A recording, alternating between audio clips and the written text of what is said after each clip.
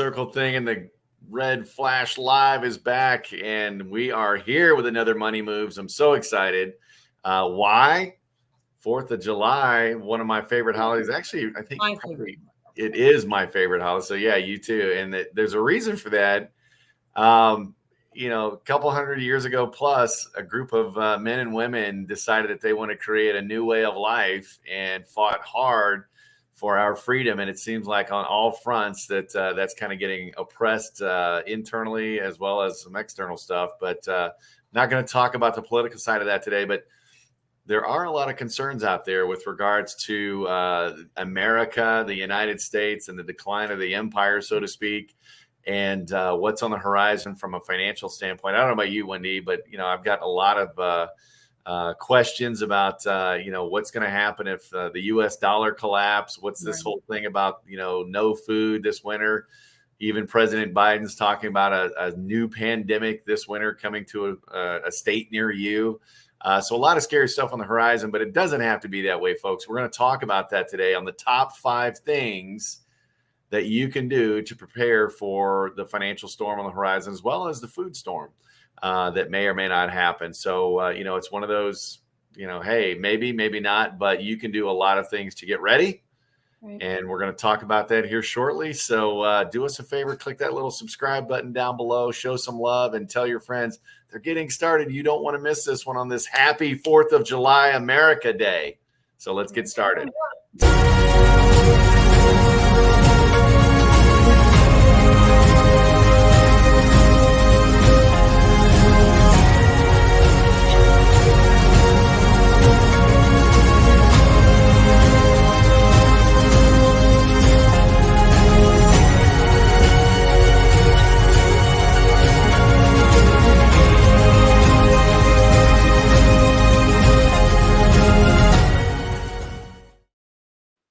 So we're back after our little TV time out there.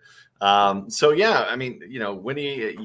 you and I have talked, and I've shared with some other people. I'm a little bit of I don't want to say a pessimist, but a skeptic, if you will, of the financial future of the U.S.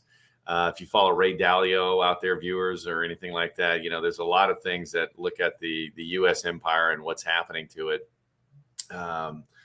We're facing some scary times. So a lot of people have been asking, and I don't know, Wendy, if you've come across this as well, people saying, hey, I'm really concerned about the future of our economy, not just the next few months, but like permanently. What can I do? And, what is all this hubbub about? America used to be the food, the breadbasket. There you go, the breadbasket of the world. And now we, import as much food, it seems like, as we export. Or that we grow, excuse me. But it's one of those things that, what can I do as an individual to kind of weather that storm? And the answer is there's a lot you can do to make it easier on you, to make it easier on your family, your kids, things like that. So Winnie, I don't know if before we jump in, have you heard this stuff? I mean, am I the only one that's got the tinfoil hat on? So no, I think like most people do. Yeah. Most people I talk to, right? And it's funny because I feel like there's 2 schools of thought, like with people we talk to, like the ones that are like, all right, what can I do to be prepared? And the others are like, it's the end of the world. Who cares? Don't even worry about it. Nothing you do is going to matter. So I think we should be prepared for the worst, hope for the best, and do our part. I think about even like in the Bible, right? When God, like told Joseph, hey, a famine's coming, like stock up, do your part so you can take build a boat, Noah. Yeah. And so I think that's personally my belief of what we need to be doing is using wisdom and doing what we can.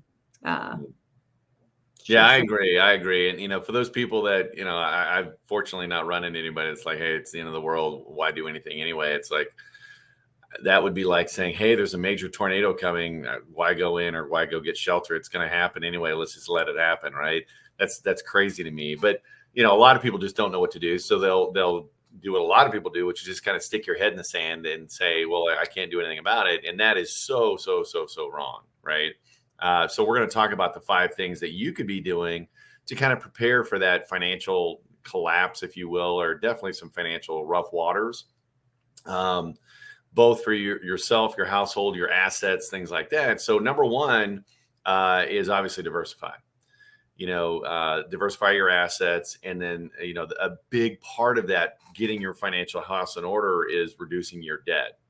So let me talk about that one first. So, reducing your debt is going to make you less dependent on money going out, less dependent on your income, and it'll keep you in good status, so to speak.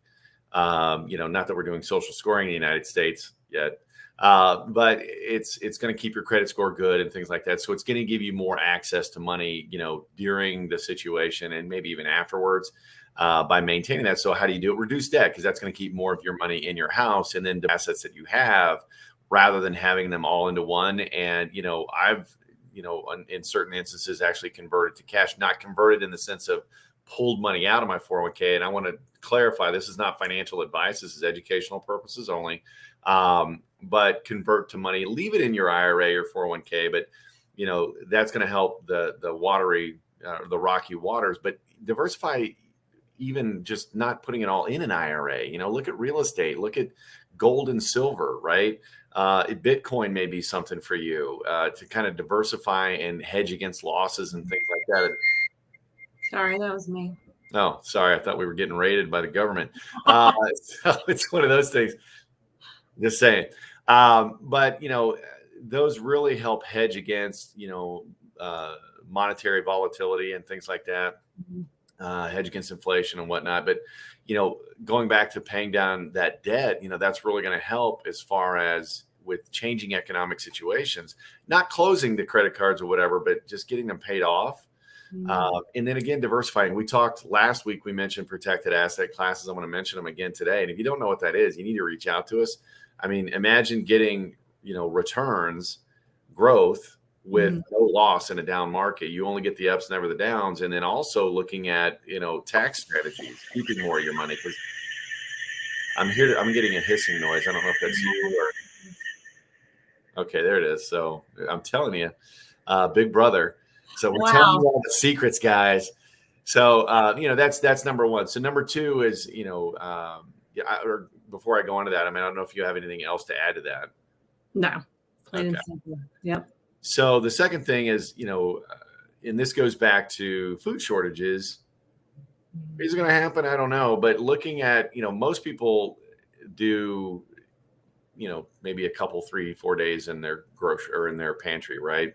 A lot of people are doing DoorDash, and even FEMA, the government organization, talks about having a 3-day stockpile of water and supplies in the event that you weren't able to get anything for 3 days. Now that's, I think, the least bare minimum you should have. But, if there's some kind of transitional situation coming this winter, President Biden's talking about another pandemic hitting us, this winter. And then you've got everything going on in the Ukraine, which we import a lot of grains from the Ukraine. And not only that, we get a lot of our fertilizer for our food stores that we grow here in America from Russia. And they've pretty much said, we're not going to supply you with, fertilizer anymore. And so it's gone through the roof, which means food's going to go much, much higher in cost. Not only that, you've got the issue of farmers are now, since fertilizer is so expensive, we're just going to grow less. Yeah. That's a problem. Yeah. Higher cost of food and less availability, less supply.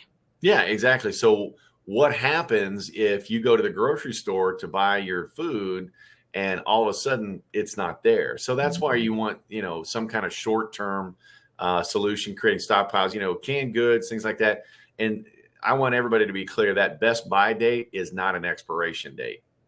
That best buy, and you can do your own research. Again, this is educational, but that is a best buy date, meaning the taste is at its peak. It's still good a week later. This is canned stuff. Now your milk may be a little different, but you want to check that and make sure that you've got some stockpiling, first in, first out kind of thing. But, building that resource. I don't know if you do anything like that, Wendy.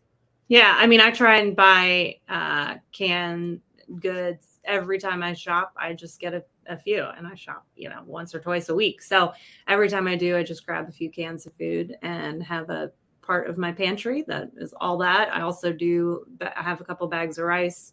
And what I'm working on doing better at is the water. And so real quick story of just, we had power go out in where I live about a month ago, Mm-hmm. and the power went out, and for some reason the water also was shut off. We had no power for several days. And then the water was shut off for like a day, but I realized like I can't get we only had 2 gallons of drinking water.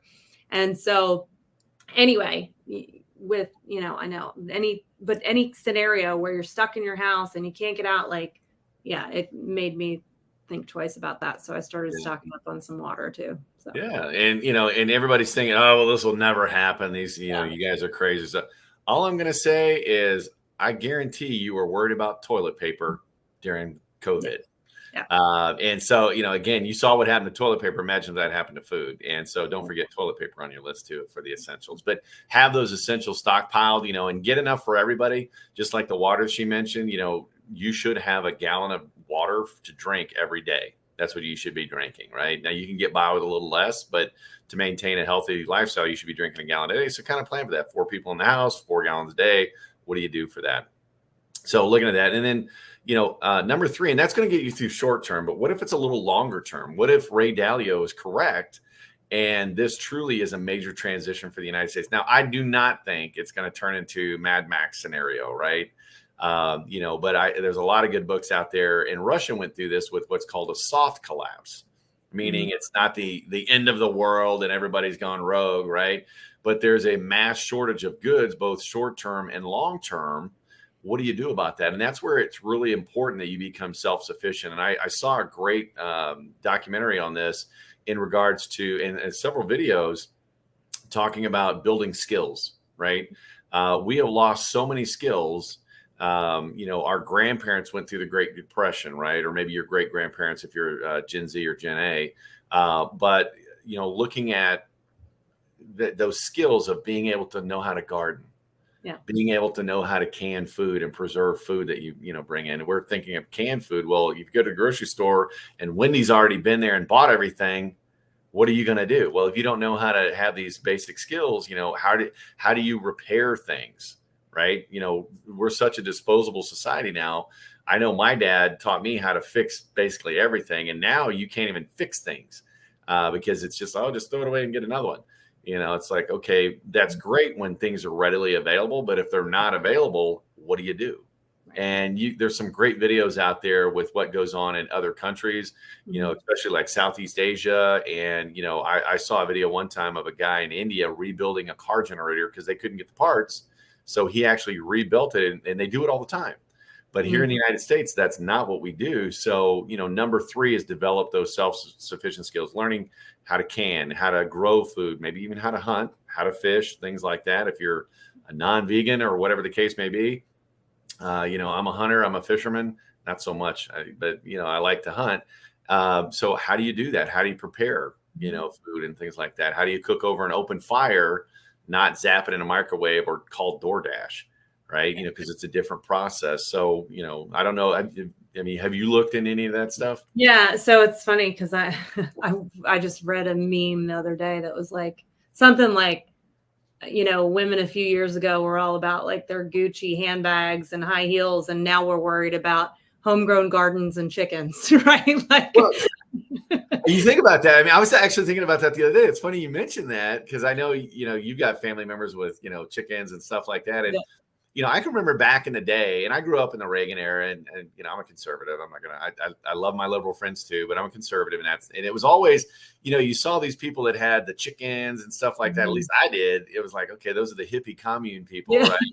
And now it's like, the Republicans are doing all this stuff, and it's like, because it makes sense, right? Yeah. It makes sense, and it's, and don't get me wrong, there's liberals, Republicans do it, and quite frankly, folks, neither party really cares about you. Whole other conversation.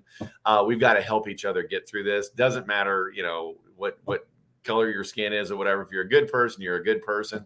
But it's one of those things that you need to make a point to learn how to do this stuff and become self-sufficient, right? So that's the third one, is developing those self-sufficient. And there's a lot of great help. Just look around in your community and you'll see classes and stuff that go on all the time. I mean, you can learn everything on like Instagram and TikTok these days. YouTube University, right? Yeah, it's awesome. And number 4 is investing in yourself professionally. Okay. And what do I mean by that? Well, you look at what's going on in the economy, massive layoffs are happening. Okay. And I think they're sweeping a lot of it under the rug because you're not seeing it as prevalently in the news as you did just a few years ago. And I think, you've got mass media or mainstream media, excuse me. I think they play favors and, whoever's in office is what just don't talk about that. Yeah. So find your news, find out what's going on. But, besides that, investing in yourself professionally. I mean, if you're at a white collar professional, situation, you're more apt to get laid off than a plumber, right? Mhm. Why? Because I need my pipes fixed and those manual labor skills. And I think those have gone away in the United States. But even beyond that, look at diversifying your income stream. Yeah. And we've talked about that, right? Everybody, we talk about diversifying your portfolio all the time, and everybody's like, yeah, that makes total sense. You start talking about diversifying your income stream, people are like, what do you mean? What is that? Well, you're putting all your eggs in one basket with one stream of income. And if you get laid off, what's going to happen to all your other plans, right? So diversifying your income streams, not only that, having a skill that is, that you can manage. And that's one of the things that, I've gone out and learned some skills that I know in a horrible situation, maybe even that borderline Mad Max, I could go out and say, hey, this is what I bring to the table.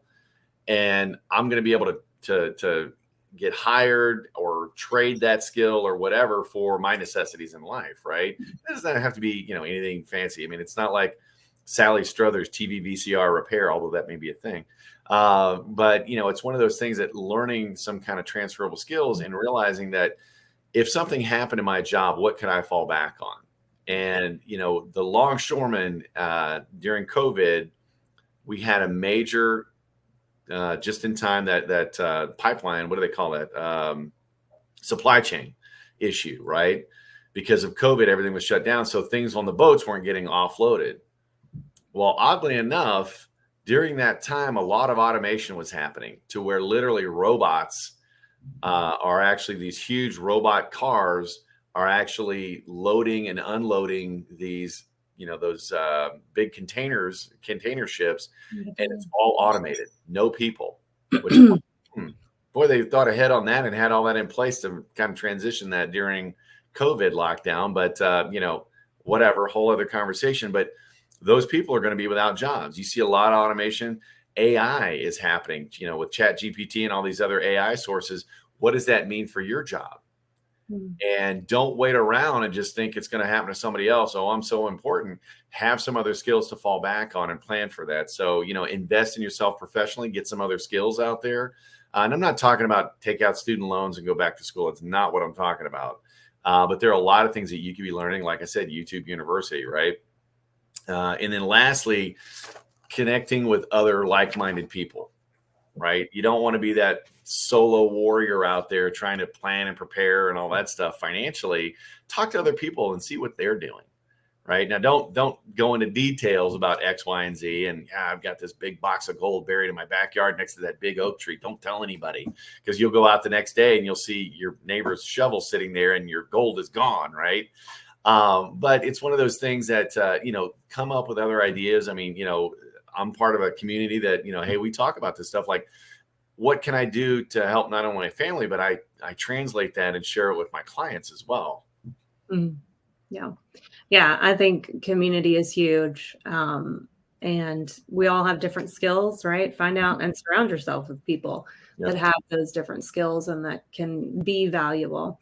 And, back to your point number 4 and investing in yourself professionally, I think, Jim Rohn always talks about, like, how do you increase your income? How do you increase anything in your life, abundance in your life, become more valuable? And so learn how to solve a problem. There you go. So good stuff. So kind of recap, everybody. Let me just go through this list again. So the 5 things that you can do to kind of prepare for a financial collapse and food shortages, stuff like that. Number 1, diversify your investments and reduce your debt.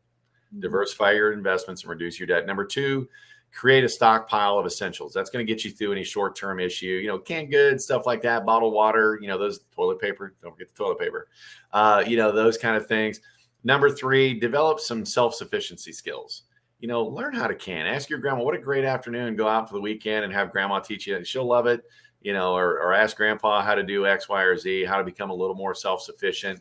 What would you do? Number 4, invest in yourself professionally. Learn a new skill. Learn how to do some things that you've always wanted to do. Take some time, and I think you'll find it, number 1, rewarding. Number 2, relaxing for you as well.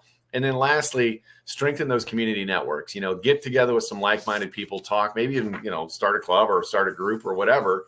And what I'm not saying is, go out and everybody get tinfoil hats. If you do, make sure it's aluminum. That's how you keep the alien signals away. Total joke. Again, have some fun with it, but just be aware of what's going on.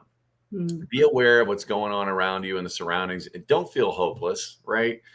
There are a lot of people out there in the same boat. You're not by yourself. And so they're doing just a little preparing. Like Wendy said earlier, you're not expecting the world to collapse around you, but man, I'd like to know I have a few more things buttoned up just in case so I could survive the storm. But plan for the worst, hope for the best. So again, I hope this has been helpful. If it has, give us a little thumbs up, or a heart or whatever you're at. And share this information. Share it out with your people. Share this post, whether it's on LinkedIn or Facebook or one of our other channels. And if you want to catch all of our past episodes, go to our YouTube channel at blackswanmoney.com and subscribe. And don't forget to click that little bell. And like always, we'll see you next Tuesday with some more information. Everybody have a great week. And don't just sit around talking about it. Take action and start investing in your future. Bye, everybody.